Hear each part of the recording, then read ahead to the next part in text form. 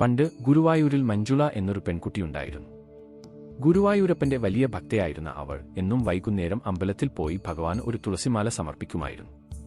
ഒരു ദിവസം മഞ്ജുള വൈകിയാണ് ക്ഷേത്രത്തിലെത്തിയത്. അപ്പോഴേക്കും അമ്പലത്തിന്റെ നട അടച്ചിരുന്നു. കൈയിലെ മാലയുമായി അവൾ വിഷമത്തോടെ നിന്നു.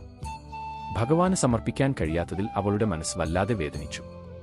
അവൾ കരയാൻ തുടങ്ങി. അത് കണ്ട പൂന്താനം നമ്പൂതിരി അവിടേക്ക് വന്നു. അദ്ദേഹം മഞ്ജുളയോട് സങ്കടം എന്താണെന്ന് ചോദിച്ചു.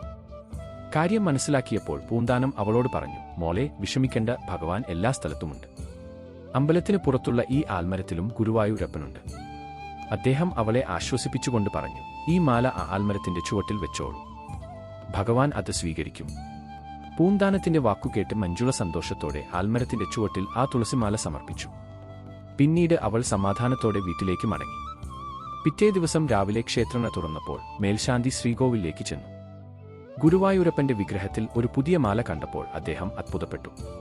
സാധാരണയായി അർപ്പിക്കാത്ത ഒരു മാലയായിരുന്നു അത്.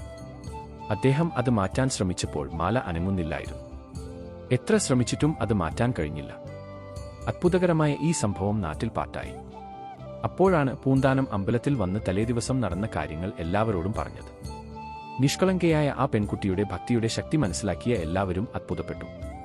ഭഗവാൻ മഞ്ജുളയുടെ ആ ചെറിയ മാല സ്വീകരിച്ചു. അന്നുമുതൽ ആ ആൽമരം മഞ്ജുളാൽ എന്ന് അറിയപ്പെടാൻ തുടങ്ങി. ഈ കഥ നമ്മളെ പഠിപ്പിക്കുന്നത് ഭഗവാന് വിലയേറിയ വഴിപാടുകളല്ല പ്രധാനം, മറിച്ച് ഭക്തന്റെ ആത്മാർത്ഥമായ സ്നേഹമാണ് എന്നതാണ്.